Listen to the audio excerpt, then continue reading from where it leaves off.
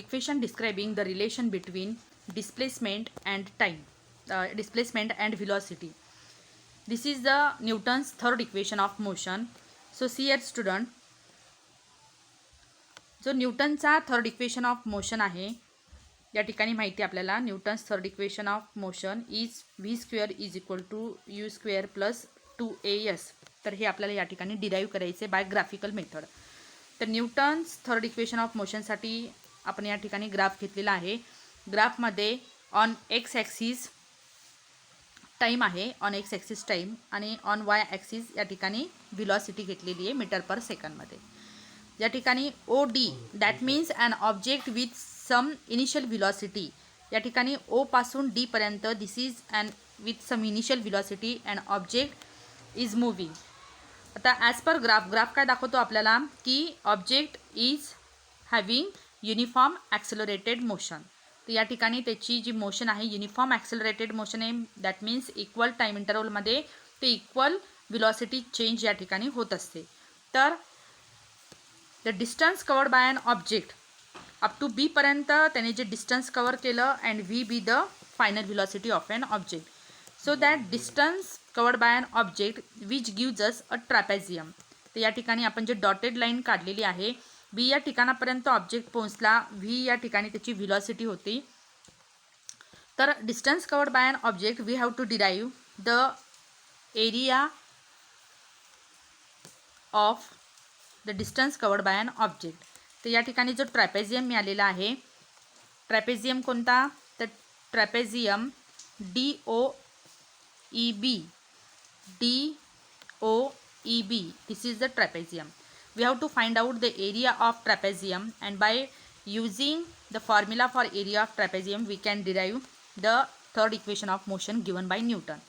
So here student, what is the formula for area of trapezium? S is equal to area of trapezium DOEB. The formula for area of trapezium, S is equal to half into sum of lengths of the parallel sides into distance between the parallel sides. So what is trapezium? Trapezium ही एक mathematical figure आहे ज्यामध्ये की दोन side जे आहे या parallel असतात आणि दोन अपोजिट साईड्स या ठिकाणी DO आणि ही जी BE साईड आहे या दोन साईड्स पॅरलल असतात आणि दोन साईड्स या ठिकाणी पॅरलल नाही.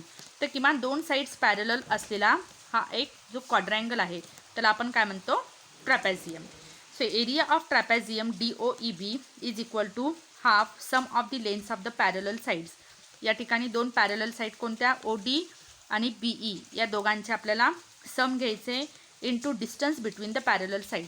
तर या OD आणि BA मधला जो डिस्टन्स आहे हा डिस्टन्स OD आणि BE मधला distance it gives us OE या लेंथने आपण दाखवणार आहे. See here S is equal to half into OD plus BE into OE. Here OD and BE, this is the sum of two parallel side and OE be the distance between them. But by graph OD is nothing but the U, initial velocity. OE gives us time taken by an object to reach the point B. And what is BE? The BE या ठिकाणी आपल्याला final velocity या ठिकाणी आपण consider केलेली आहे. B is nothing but the final velocity. So by putting all these value in this equation, by putting all these value, which values, OD is equal to U, BE is equal to V and OE is equal to T. By putting all these value in this equation, we get half into U plus V into T. But आता या ठिकाणी half into u plus v into t, पण या ठिकाणी आपल्याला टीची value आपण काढतोय. तर we know that what is acceleration. Acceleration is nothing but the v minus u divided by t. That means rate of change of velocity with time. जर हा टी या ठिकाणी आपण प्लेस केला तर ए याची जागा या ठिकाणी येते. So t is equal to v minus u divided by a. This is the value for time t. आता ही जी व्हॅल्यू आहे आपल्याला या टीच्या जागी रिप्लेस करायची आहे. So by replacing the t by the value of v minus u we get equation we get S is equal to half u plus v. u plus v च्या ऐवजी आपण काय लिहिणार, v plus u into t च्या ऐवजी v minus u divided by a. v plus u into v minus u divided by a. आता या ठिकाणी v plus u into v minus u divided by 2 into a. 2 into a. तर v plus u v minus u divided by 2 into a. This gives us S is equal to. Now next we take 2a to the left side. तर 2a left साईडला घेतल्यामुळे काय होतं, 2a into s gives 2as. Right साईडला v plus you into v minus U as it is राहणार आहे. तर 2as v plus you into v minus U, this is the expanded form of the formula. जसं आपण मॅथमॅटिक्समध्ये formula use करतो, expanded form जो लिहितो आपण A square minus B square, त्याला A plus B, A minus B, this is nothing but the A square minus B square.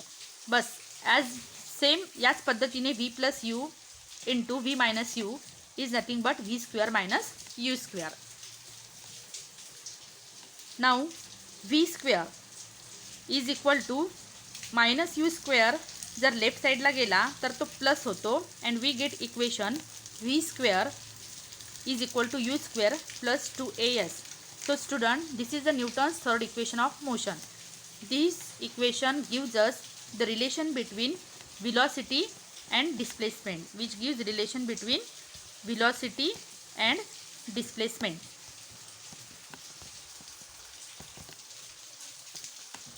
So here we have completed our third equation of motion given by Newton, the equation describing the relation between displacement and velocity. Thank you.